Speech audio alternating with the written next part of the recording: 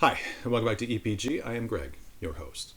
Like a lot of the other country this weekend, I went and I saw Oppenheimer, which was kind of poignant for me because on my trip, I made it a special point to stop at both Hiroshima and Nagasaki when I was in Japan, as well as a couple other cities while I was there.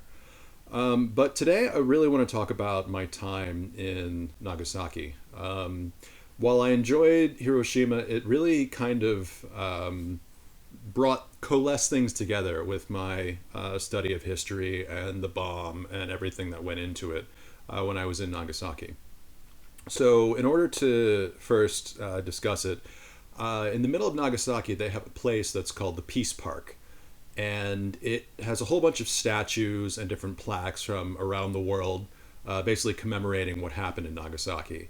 And it's kind of focused with this one sculpture that it's this giant blue figure.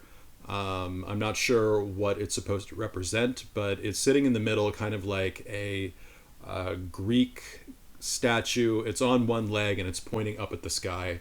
And it was very poignant because it was bright, bright blue. I'm not quite sure of the significance of it, but it was quite startling being there. And there's a fountain around it. And the thing about the Peace Park is that it's located right next to the hypocenter of where the bomb went off. So the hypocenter is the point in space, in time, when the bomb detonated, and that was exactly 500 meters above the hypocenter. And the hypocenter kind of area had rings that went out that I guess kind of showed how the explosion went out, or maybe just kind of philosophically how the bomb kind of radiated out into our current time and age.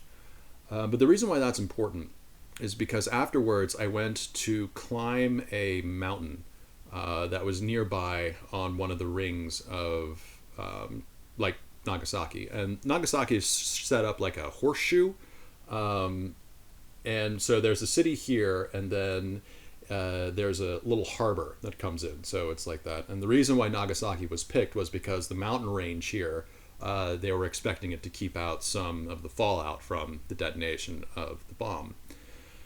So I got up to the mountain and I started, scanning over the city and looking. And because I was looking for that giant blue figure, so I could see the kind of, I guess, effect of the explosion of the bomb, because as I said, it was located right next to the hypocenter. So after I found it on the horizon, and then I just kind of scanned out and looked at all the city that the bomb destroyed. One bomb, just one bomb did all that work. So as a historian, I knew the pictures, I knew the aftermath, I knew the singed flesh and the children that died and the radiation and the heat burns and the all of it. But it was really something to stand on top of that mountain and look down and see just how devastating this one bomb was. And when I was there, and again when I was watching Oppenheimer, I was thinking that we, as a species, this whole endeavor, you could take the most brilliant minds in the entire world and come up with the worst weapon that we have ever devised. But we couldn't take all that genius and figure out a better way towards peace. And then something else came into my mind when I was getting ready for this video, is that it's a quote from Thucydides, the history of the Peloponnesian War, that I had read before I left. And I'm paraphrasing it, but Thucydides said, "Some men are just inclined towards danger." And so I want to leave you with that thought. So, thank you very much for your time, and get out there.